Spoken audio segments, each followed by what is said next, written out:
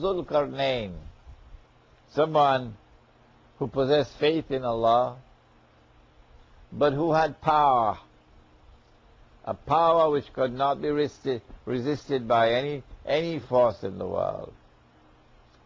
He's like a superpower. And Surah Al-Kahf explains to us two journeys which he made, one to the east, one to the west. The one to the west came first, and then came the one to the east. And then he made a third journey, and it was most probably north. Wherever he went, Zulkarnain had the power to impose his authority anywhere. And the Quran gave us very interesting information. When power rests on the foundations of faith, as in Zulkarnain, power is used to punish the oppressor. Did you hear that? That when power rests on the foundations of faith, faith in what? Not the American Constitution, faith in Allah. Then power is used to punish the oppressor. And then when power was used to punish the oppressor, Surah Al-Kahf explains that power now goes on to assist those who have faith in Allah and whose conduct is righteous. And this was called the rule of Zulkarnain. Then Zulkarnain traveled to the east, and there he met a people who were living in a subsistence economy. They don't know where tomorrow's food is going to come.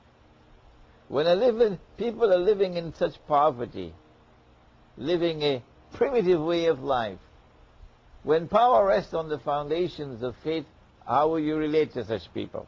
Zulkarnain had the compassion, the good sense, the integrity, not to disturb their way of life. And then Zulkarnain traveled in a third direction and came upon a pass between two mountains. And there he came across a people who said to him, O Zulkarnain, Inna Ya'juja wa Ma'juja mufsiduna fil ard.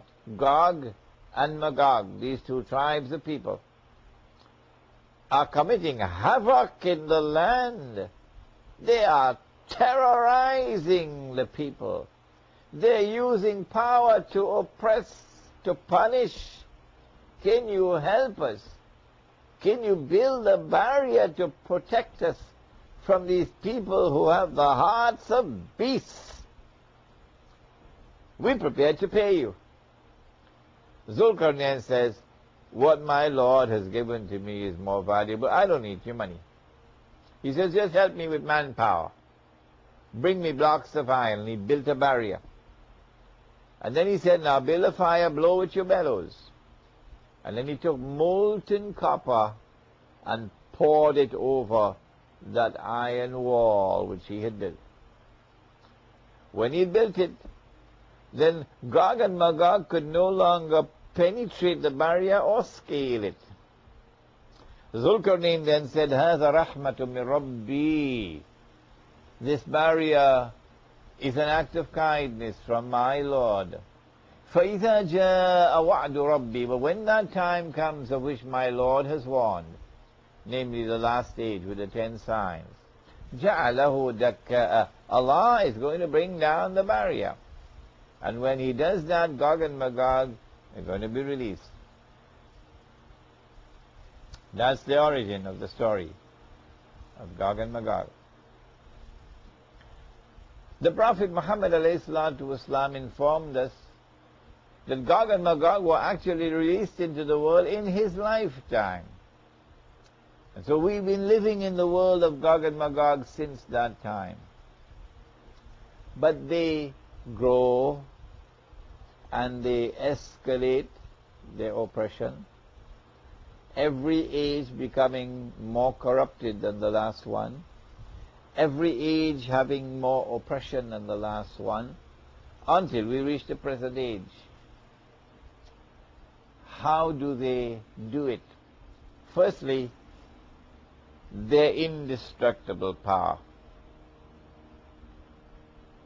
You have to look for a people who will eventually control the world and who have an indestructible power and who bring the Jews back to the Holy Land and make possible the restoration of a state of Israel in the Holy Land. Who are they? That is the easiest question you will ever be asked. It is the white world order. It is a Europe which used to be Christian and was then mysteriously transformed into an essentially godless people.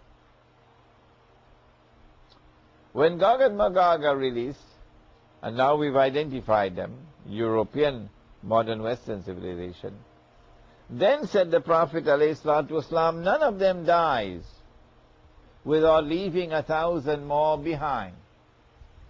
Oh, I would be delighted if I can train 1 or 2 or 3 or 4 or 5 young men,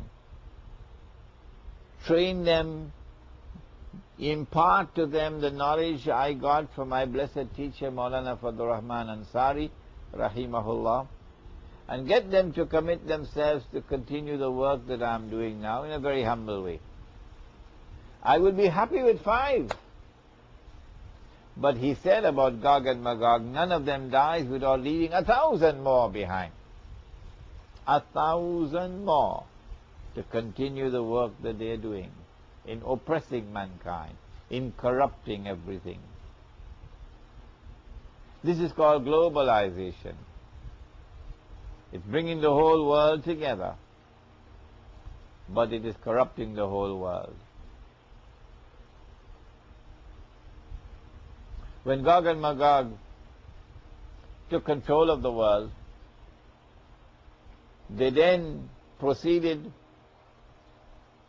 to bring all of mankind together in one global society. And we are now today sitting at a moment in time when that process is far advanced.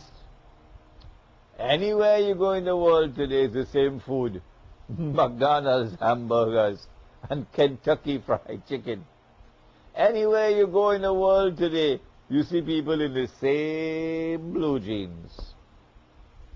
Anywhere you go in the world today, people have the same sicknesses. Hypertension, heart problem. Anywhere you go in the world today, people dying for the same reasons, same causes. Oh yes. And so one global society is emerging under the impact of modern European Western civilization that we can identify as the civilization of Gog and Magog. Is this the only actor at work in the world today? No. The Quran and the Prophet, Allah's blessings be upon him, directed our attention to another actor as powerful as Gog and Magog. Who is he? He is Dajjal, the false Messiah, or the Antichrist. Why is he known as the false Messiah? Simple. Because his mission is to impersonate the true Messiah. The true Messiah was the son of Mary, Nabi Isa alayhi salam, Jesus. Peace and blessings of Allah be upon him. When Allah sent him, he was sent as the true Messiah with a mission to rule the world from Jerusalem, from holy Israel. But when Allah sent him, and the Jews were waiting for him to come, because they knew when he came, they, the Jews, will rule the world one more time. The golden age will come back. When Allah sent him, some of them accepted him. فَآمَنَ طَائِفَةٌ مِّن بَنِي إِسْرَائِيلَ. But the majority, the rabbis, rejected him.